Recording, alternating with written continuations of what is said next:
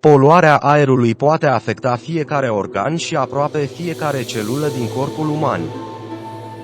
Ea contribuie la apariția bolilor de inimă și plămâni, favorizează apariția diabetului și a demenței, a unor probleme hepatice și a diverselor forme de cancer, contribuind la apariția bolii oaselor fragile. În cele ce urmează sunt prezentate mai în detaliu aceste aspecte. Particulele în suspensie, PM, nu sunt un singur poluant, ci sunt mai degrabă un amestec complex de solide și aerosol compus din picături mici de lichid, fragmente solide uscate și miezuri solide cu acoperiri lichide. Particulele variază foarte mult ca mărime, formă și compoziție chimică și pot conține ioni anorganici, compuși metalici, carbon elementar, compuși organici și compuși din scoarța terestră. Particulele sunt definite prin diametrul lor în scopuri de reglementare a calității aerului. Cele cu un diametru de 10 microni sau mai puțin sunt inhalabile în plămâni și pot induce efecte adverse asupra sănătății. Particulele fine sunt definite ca particule care au un diametru de 2,5 microni sau mai puțin. PM10 și PM2,5 provin adesea din surse diferite de emisii și au compoziții chimice diferite. Emisiile rezultate din arderea benzinei, uleiului, motorinei sau lemnului produc o mare parte din poluarea cu PM2,5, precum și o proporție semnificativă de PM10. PM10 include praful de la șantierele de construcții și gropile de gunoi, incendii și arderea de deșeuri, surse industriale, praf adus de vânt din terenuri deschise, polen și fragmente de bacterii. Atât PM2,5 cât și PM10 pot fi inhalate, unele depunându-se în căile respiratorii. PM2,5 este mai probabil să avanseze și să se depună pe suprafața părților profunde ale plămânului, în timp ce PM10 este mai probabil să se depună pe suprafețele căilor respiratorii mai mari din regiunea superioară a plămânului. Particulele depuse pe suprafața plămânilor pot induce leziuni tisulare și inflamație pulmonară. Rezistența la antibiotice a devenit o criză globală și, potrivit unui studiu publicat în jurnalul Lancet, creșterea poluării atmosferice contribuie major la recuperarea lentă a sănătății. Rezistența la antimicrobiene, numită prescurtat RAM, constă în capacitatea microorganismelor de a supraviețui sau de a se dezvolta în pofida unui agent antimicrobian care, în mod normal, inhibă sau ucide microorganismul respectiv. RAM este cauza a peste 35.000 de decese în fiecare an în UE. RAM generează, de asemenea, costuri semnificative, în special la nivelul sistemelor de sănătate. În 2019, Organizația Mondială a Sănătății a declarat rezistența la antimicrobiene drept una din principalele 10 amenințări la adresa sănătății publice la nivel mondial cu care se confruntă umanitatea. În iulie 2022, Comisia și statele membre au identificat RAM ca fiind una din cele 3 amenințări prioritare la adresa sănătății. Se crede că inhalarea de PM2,5 provoacă pe lângă astm bronșic, boli pulmonare și cardiace și chiar simptome depresive, o infectare cu superbacterii, care ne pot ucide. Asocierea s-a consolidat de-a lungul timpului, cu modificări ale nivelurilor de PM2,5 ducând la creșteri mai mari ale rezistenței la antibiotice în ultimii ani. Analiza arată că această rezistență la antibiotice s-a amplificat datorită poluării aerului ducând la aproximativ 480.000 de decese premature în 2018. Analiza a constatat că o creștere de 1% a PM2,5 în regiuni a fost asociată cu creșteri ale rezistenței variind de la 0,5% la 1,9% la fiecare dintre cei 9 agenți patogeni. O explicație ar fi că majoritatea aerosolilor de suprafață de substratul limită convectiv care pot transporta bacterii și gene rezistente la antibiotice ar putea să nu atingă altitudinile atmosferice mari necesare pentru a parcurge distanțe intercontinentale. O frecvență mai mare a schimburilor de gene de rezistență la antibiotice ar putea duce la o apariție mai frecventă a bacteriilor rezistente chiar în timpul tratamentului cu antibiotice.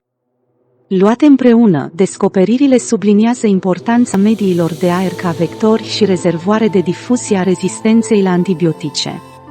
O concluzie a specialistilor spune că în viitor există pericolul ca multe dintre tratamentele pentru cancer sau transplanturi de organe să nu poată fi făcute.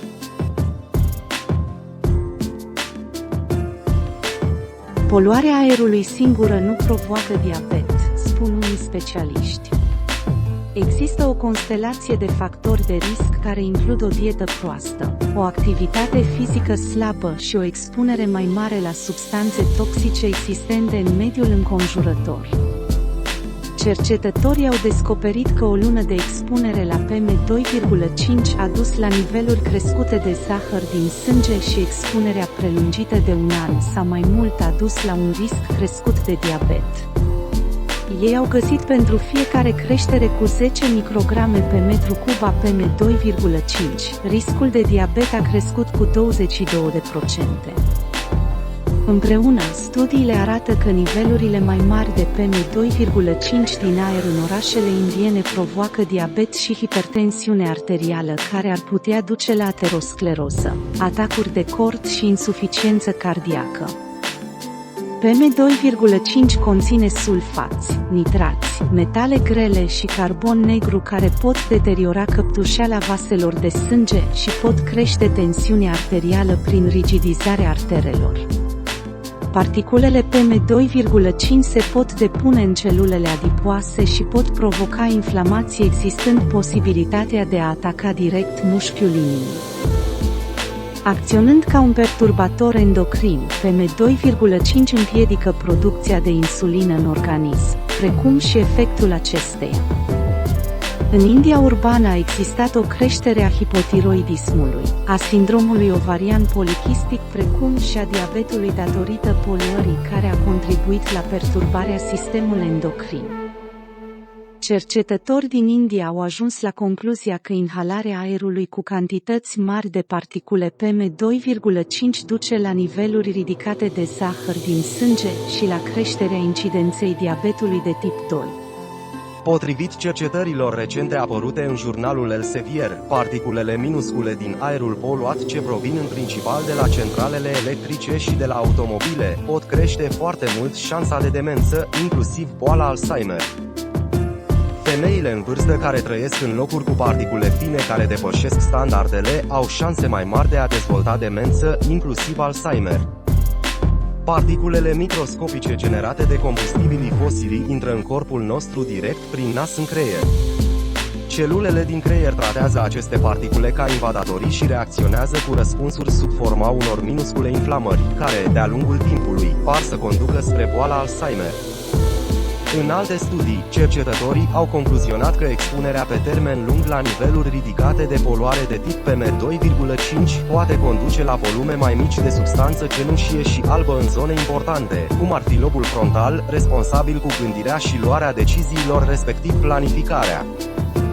Cercetătorii au descoperit o creștere cu 17% a riscului de a dezvolta demență pentru fiecare creștere cu 2 micrograme pe metru cub a expunerii medii anuale la poluare de tip PM2,5. La oamenii sănătoși, toate senzațiile, mișcările, gândurile, amintirile și sentimentele sunt rezultatul semnalelor care trec prin miliarde de celule nervoase sau neuroni din creier. Neuronii comunică în mod constant între ei prin sarcini electrice care călătoresc în josul axonilor, provocând eliberarea de substanțe chimice prin goluri mici către neuronii vecini. Alte celule din creier îndepărtează resturile și ajută la menținerea neuronilor sănătoși. La o persoană cu boala Alzheimer, cea mai elementară formă de demență, modificările toxice din creier distrug acest echilibru sănătos. Aceste schimbări pot apărea cu ani, chiar zeci de ani, înainte de apariția primelor semne de demență. Cercetătorii cred că acest proces implică două proteine care devin cumva toxice pentru creier. Se pare că proteina tau anormal se acumulează, formând în cele din urmă încurcături în interiorul neuronilor. Beta-amiloidul, care este o peptidă, se adună în plăci, care se acumulează încet între neuroni. Pe măsură ce nivelul de amiloid ajunge la un punct de vârf, există o răspândire rapidă a proteinei tau în tot creierul. Dar tau și beta-amiloid ar putea să nu fie singurii factori implicați în boala Alzheimer. Alte modificări care afectează creierul pot juca, de asemenea, un rol în timp. Sistemul vascular nu poate furniza suficient sânge și substanțe nutritive către creier. Creierul poate să nu aibă glucoza necesară pentru a-și alimenta activitatea. Inflamația cronică se instalează pe măsură ce celulele specializate nu pot îndepărta resturile dăunătoare. În cele din urmă, neuronii își pierd capacitatea de a comunica. Pe măsură ce neuronii mor, creierul se micșorează, începând din hipocamp, o parte a creierului importantă pentru învățare și memorie. Pe măsură ce mai mulți neuroni mor în creier, o persoană cu Alzheimer își pierde treptat capacitatea de a gândi, a aminti, a lua decizii și a funcționa independent. Atât poluarea aerului exterior, cât și particulele au fost clasificate în 2013 de către Agenția Internațională pentru Cercetarea Cancerului drept cancerigene pentru oameni. Mecanismele care stau la baza efectelor adverse asupra sănătății datorită poluării aerului includ inflamația sistemică și stresul oxidativ. Aceste mecanisme sunt, de asemenea, implicate în patogeneța demenței. Particulele mai mici de 0,2 microni pot pătrunde în creier direct prin bulbul olfactiv, așa cum este demonstrat de prezența particulelor de magnetit în creierul uman. Cele două surse majore de PM2,5, fumul de lemn și PM2,5 din trafic, sunt suficient de mici pentru a pătrunde direct în creier, deoarece dimensiunea lor este de aproximativ 0,1 până la 0,2 microni, mai mici decât particulele din fumul de țigară. Mai multe studii arată că poluarea cu PM2,5 reduce funcția cognitivă. Într-un eșantion reprezentativ de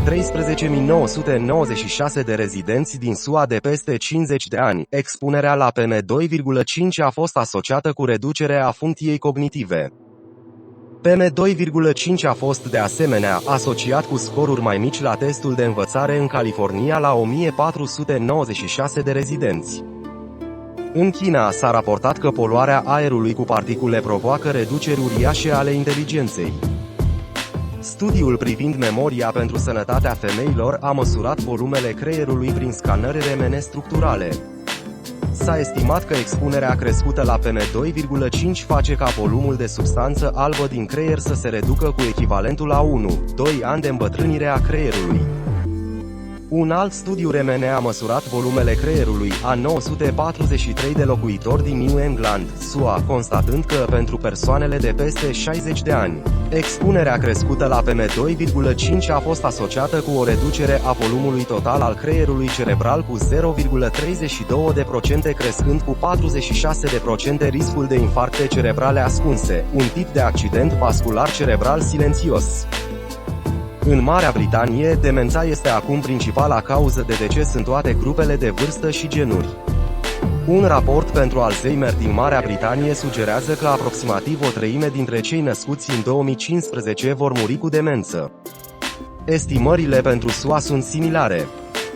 În consecință, o reducere cu 5 micrograme pe metru cub a expunerii la PM2,5, care ar putea fi obținută prin diminuarea celor două surse majore de emisii de PM2,5, sobecul lemne și vehicule diesel, ar avea beneficii profunde pentru sănătate.